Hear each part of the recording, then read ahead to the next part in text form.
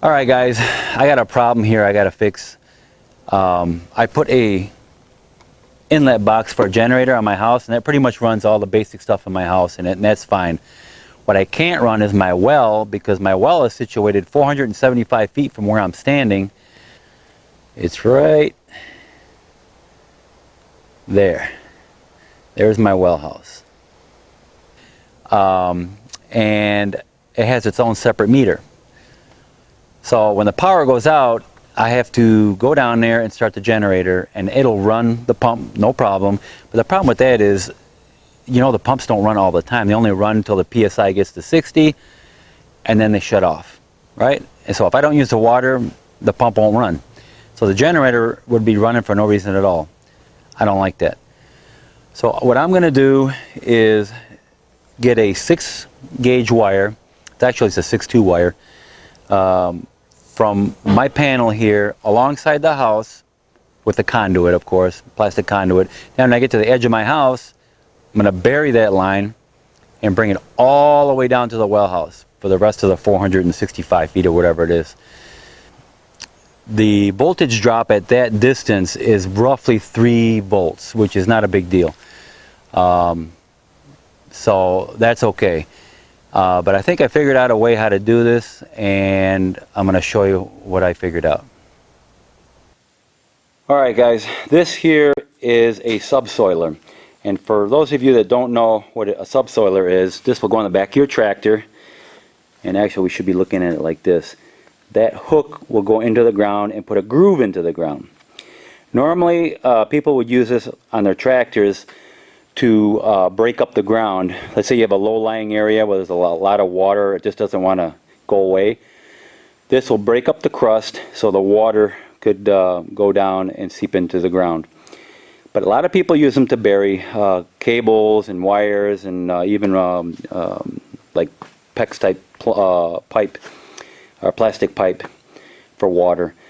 So this isn't my idea. I got this from a channel, another YouTuber. His channel name is Small Town 442, and he gets the credit for this. It was a great idea, but the only thing I did is I just modified it a little bit. I put let's see, I put these clamps on here where he used wire, thick wire. I tried the thick wire, but it broke on me when I tried tightening it up. So I'm using the clamps. I'm going to use a support from here to here, and what I come up with is something like this. I'm going to put this here, and I'm going to cut this, of course, and clamp it to the conduit, and I'll show you in a minute what I'm going to do. But basically well, what I did is I got this angle iron, these tabs I welded on, and then I bolted them to the front all the way across. So this pipe will fit right into the V here. And I used, this is a 1 1/4 inch electrical conduit. You know, depends on what you need is what you're going to use, of course. I'm pulling that, not pulling actually, but burying a 6-gauge 6-2 wire. So I wanted plenty of room. I didn't want it to get kinked up in there. Not kinked up, but you know, I just wanted to make sure I had plenty of room for it to flow through. So let me get the strap on here, because I want to put the strap on here to keep the pressure or anything from breaking this conduit here.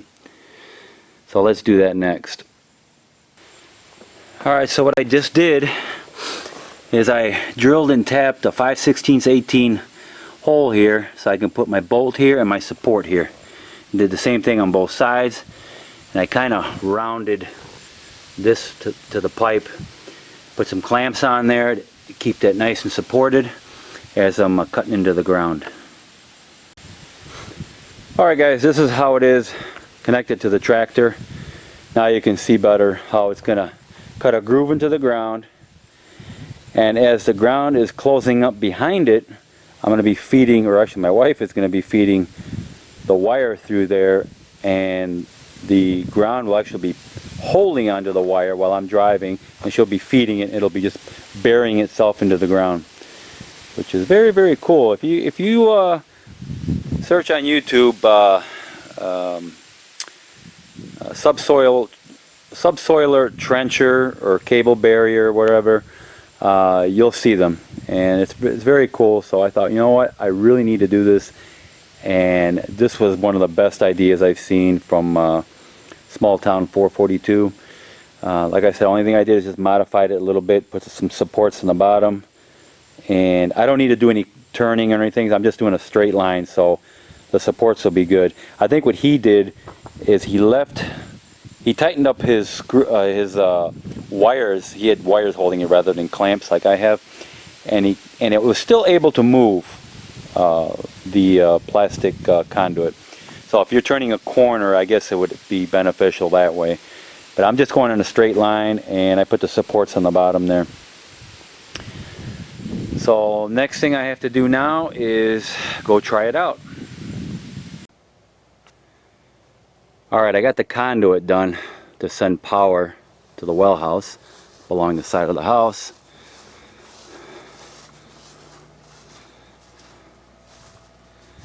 And then over here I put, I think it was a 4-inch box where I can connect to the rest of the wire going down and all the way down to my well house down there. Okay, so this is common sense. Before you start digging, figure out where everything's at. I'm out here in the country, so I got to pretty much figure out where everything's at. And if you live in subdivisions or in the city, of course you have to call your utility companies before you start digging. Okay, I knew there was a clean out right there for the drain to the septic. My septic tank is right there. So I knew it was in this area. I just kept digging until I found it.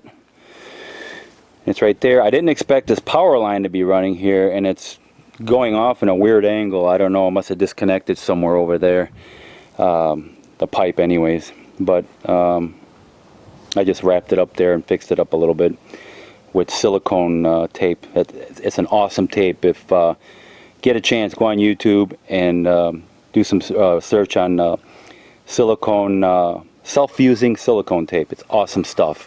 You'll never use electrical tape again. Anyways, so I got my trench dug out, and here is where I'm going to drop my subsoiler, right in here, and then just continue on all the way down to the well house. Problem is, I got these 2 pine trees right here. I'm a little concerned I might be hitting some roots about here. I may take a pass first without the cable just to kind of rip things up. And I don't know, I might do that first. But anyways, we'll see what happens. Alright, what I'm going to do first is I'm going to rip through this and cut some roots if there is any roots over there, and make sure I don't have any problems, because if I do it with the conduit on there, and I get stuck on a root, then it's going to be a pain in the butt to take everything off and everything. So I'm just going to clear the way right now.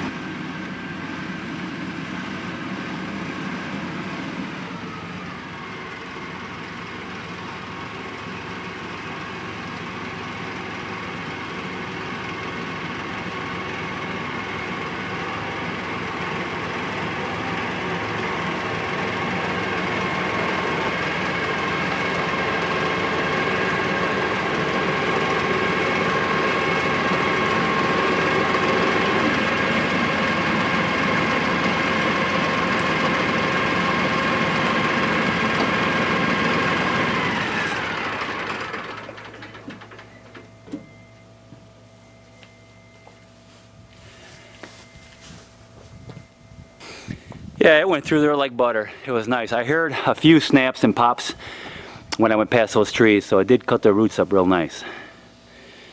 I just didn't want that happening while I got the, you know, the cable going through there, in case something were to happen.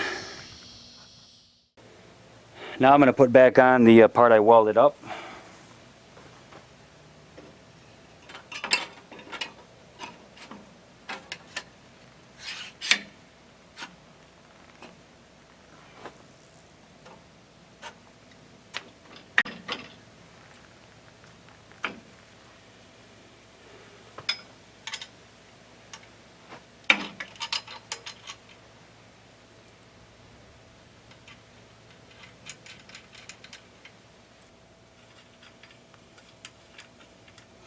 Alright, all I gotta do is tighten these up now. Put my bolts back in here for my support, and I'll be all set.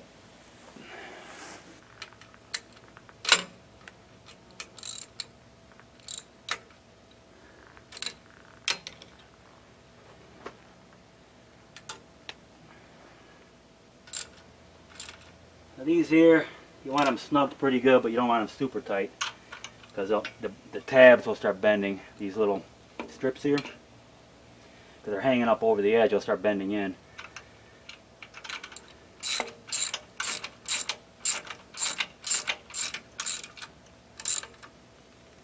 There.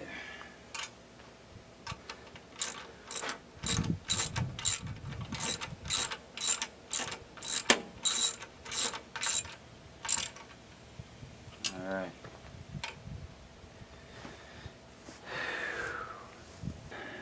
And now we're ready. Okay, I got everything connected. I fed the wire through underneath my drain, along here, and here. Now, whenever you're doing something like this, make sure you're going to have enough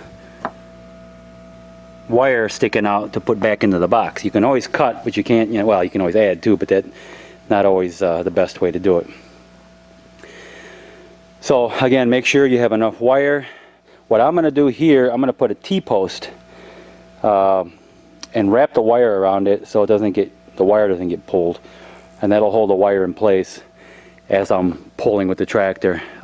Once I get into the ground will pinch the cable or the wire, and it'll hold it in place. But for right now, to get it going, I'm going to put a T-post here and wrap it around the T-post, and that way it'll keep the wire from getting pulled.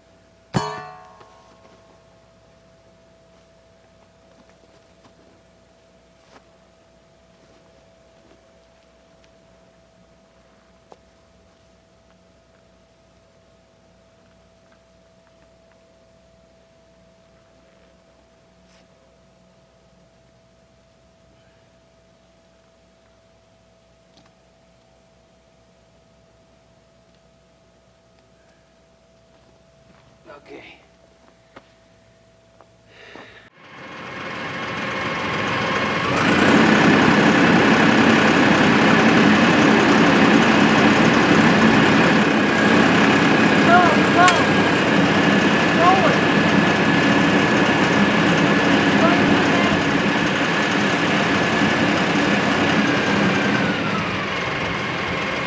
Ready? Ready? Feed it in.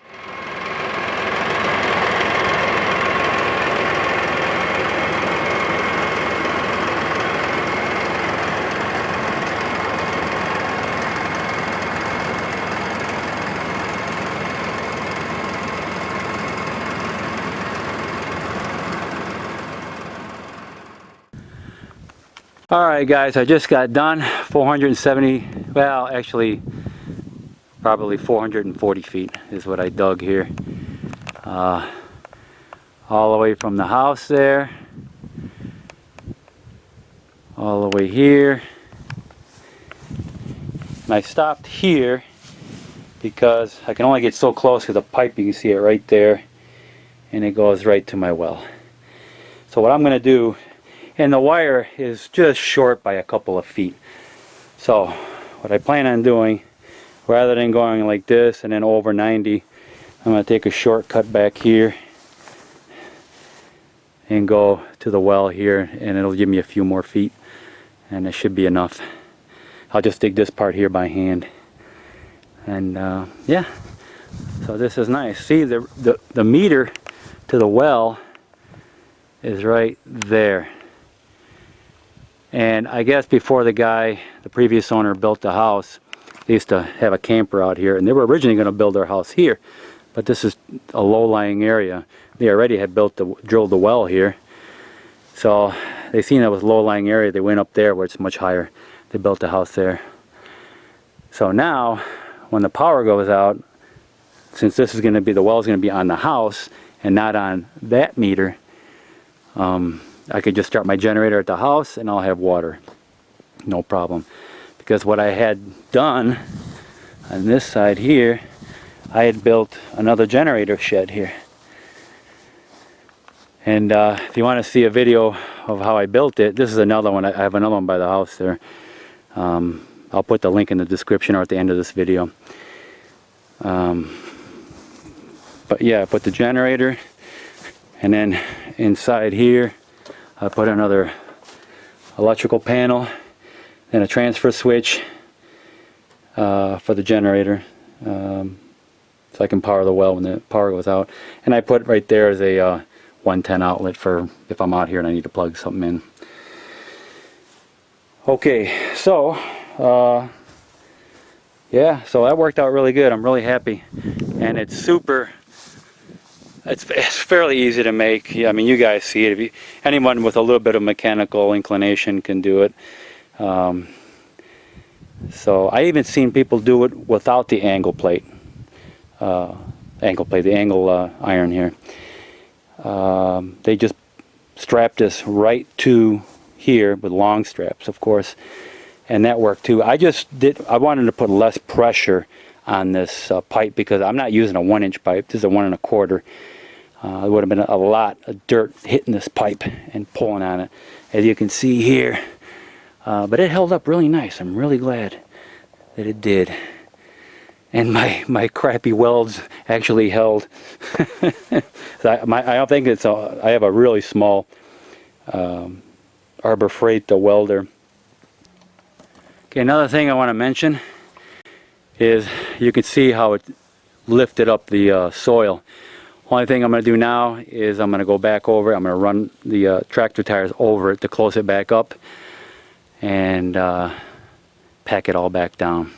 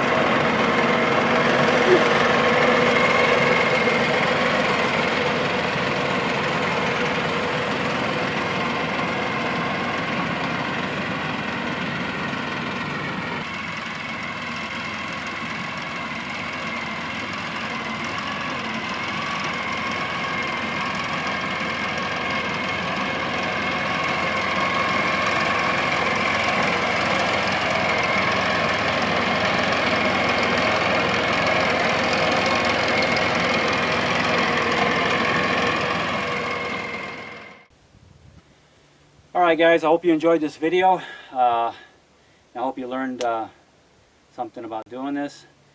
Remember, the credit for that design goes to Small Town 442. That's his channel name.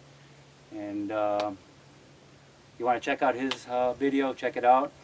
It's the same basic design. I just you know, like you'll see, I just modified a few things. But yeah, it works great. All right, guys, thanks for watching. Please like and subscribe and share, and I greatly appreciate it. Thank you.